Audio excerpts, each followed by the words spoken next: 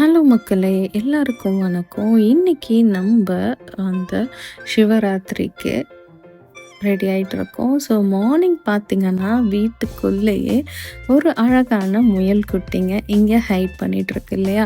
So இதோட இன்னொரு முயல் குட்டி பார்த்தீங்க அப்படின்னா, வீட்டுக்குள்ளார கதவ தொறக்கும்போது, "என்னடா இது ஒரு சத்தம் கேட்குதே!" அப்படின்னு சொல்லிட்டு பார்த்தோன்னே, இன்னைக்கு நான் முழிச்சது முயல் முகத்துலங்க.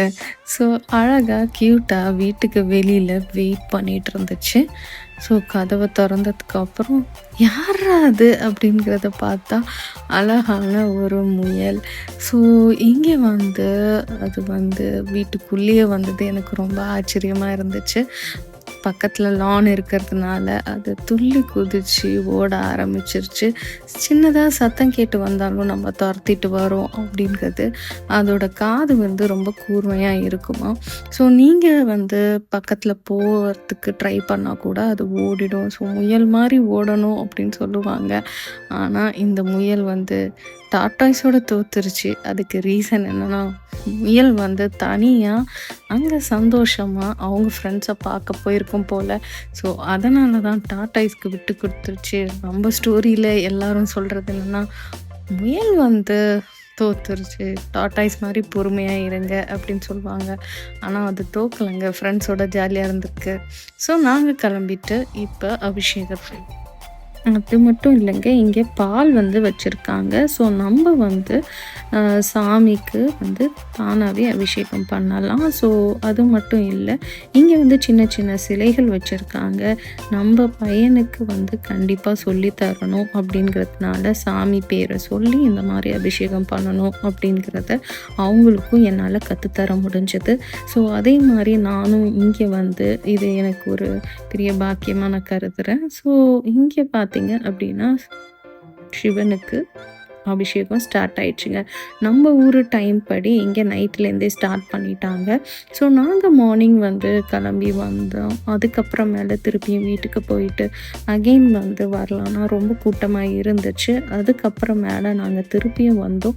ஸோ இங்கே வந்து நம்ம ஊர்லலாம் எப்படி ஆதிகால பூஜை அந்த மாதிரி இங்கேயும் பூஜைகள் வந்து வச்சுருந்தாங்கங்க. சாமிக்கு நிறைய பால் வந்து நிறைய பேர் கொண்டு வந்திருந்தாங்க.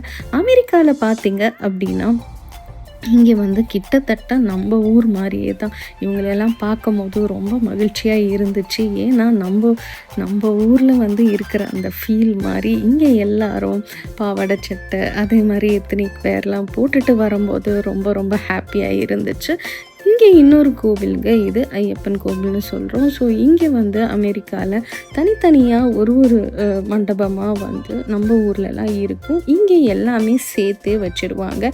எல்லாமே கம்ப்ளீட்டாக எல்லா சாமியும் அங்கே இருக்கும். ஸோ எந்தெந்த விசேஷம் வருதோ அங்கே வந்து அழகாகவும் அலங்கரிச்சிருப்பாங்க. ஸோ இங்கே நம்ம பக்கத்தில் இருக்கிற சத்யநாராயண கோவிலுக்கு டாம்பாவில் இருக்கிற கோவில் இன்னொரு கோவில். இதுக்கும் பார்த்திங்க அப்படின்னா மக்கள் வந்து விடிய இங்கே வந்து பூஜைகள் நடந்துச்சு. அதே மாதிரி ஒரு பெரிய லைனில் நின்று சிவன் வச்சுருந்தாங்க, லிங்கமும் வச்சுருந்தாங்க பக்கத்தில். ஸோ பால் குடம் வந்து எடுத்துகிட்டு வந்து சில பேர் பால் ஊற்ற ஆரம்பித்தாங்க.